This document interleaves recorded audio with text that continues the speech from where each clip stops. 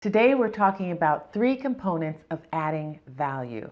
And these ideas can be applied whether you're working a full-time job or if you have your own business or anything in between. And if you learn to use these ideas well, not only will it improve your influence, but it's guaranteed to improve your impact and your income as well.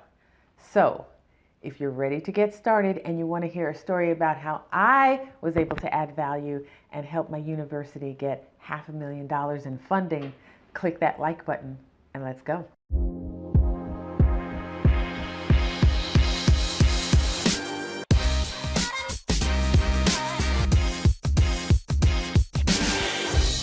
Hi guys, I'm Eva Ford, social worker, mindset mentor, and coach.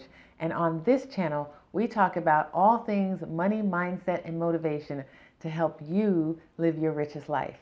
And a factor of helping you do that is by adding value to others. Now, the definition of adding value is an improvement or addition to something to make it worth more, like when the iPhone adds a feature or when Coachella adds Beyonce. And when something is worth more, people value it more. And when it's valued more, people will pay more. And that is how you are going to be able to earn more yourself. Now, in order to add value strategically and intentionally, you're going to need to first know the value that you have to bring. Now, I told you I was going to tell you a story about how I was able to help my university get a lot of money from an endowment fund. During college, I took a year off to go and teach English abroad, and I ended up going to Taiwan for a year. And the great thing about immersion travel is that you get to learn a little bit of the language, and that's exactly what I did. I learned Mandarin Chinese. And when I got back to school, I was working in the office of the president at the time. And at an assembly, he was on stage and he was talking about a possible donor that they had brought on campus.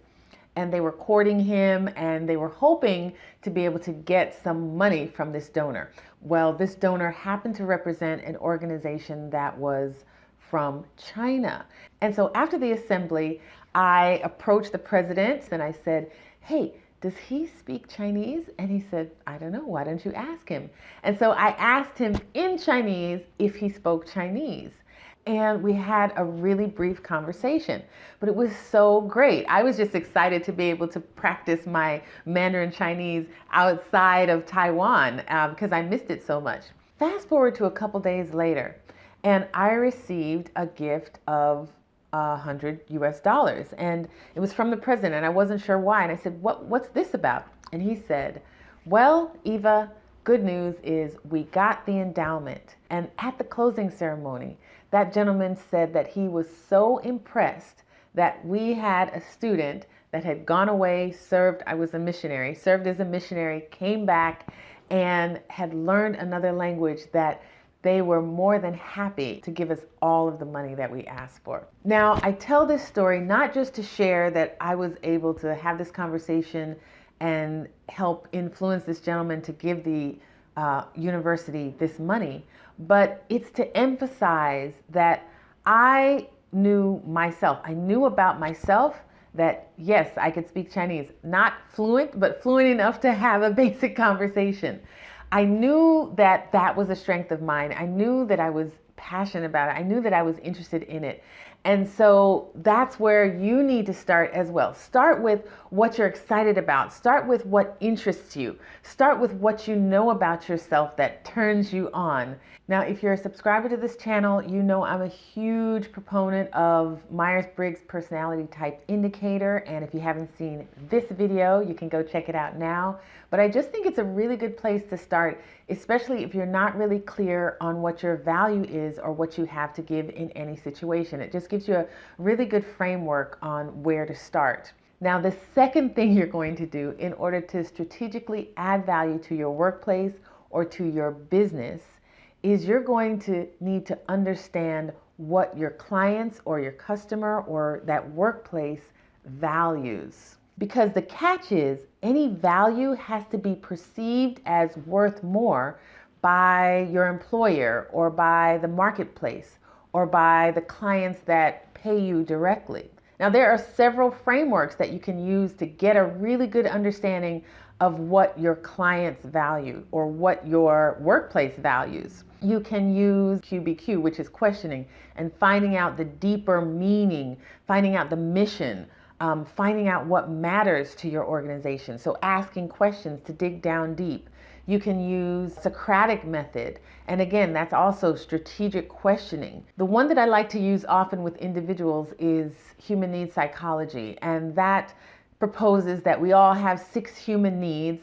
And by listening, you can get an understanding of the needs and the values of your client. There's also a book called The 3 Laws of Performance, and I like to use their 3 laws as well as a framework often to kind of get a sense of what my client or what the customer wants and needs and values in any situation. So you've got to play with those. There's some nuance and some finesse that has to happen with really being able to hear and understand and ask the right questions so that you can get a really clear sense of what your client values, but it's worth doing so that you can align what you do really well and what you're interested in with what they value. Which leads us to the third component of adding value, and that is closing the gap.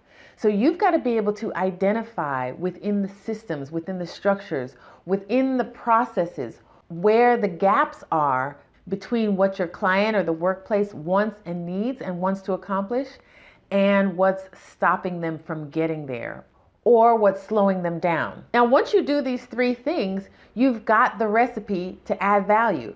You can add value by improving on a process. You can add value by making something more fun or engaging or energetic. You can add value by helping your client or your business be more visible in the marketplace. Perhaps it's not necessarily visibility that your organization needs.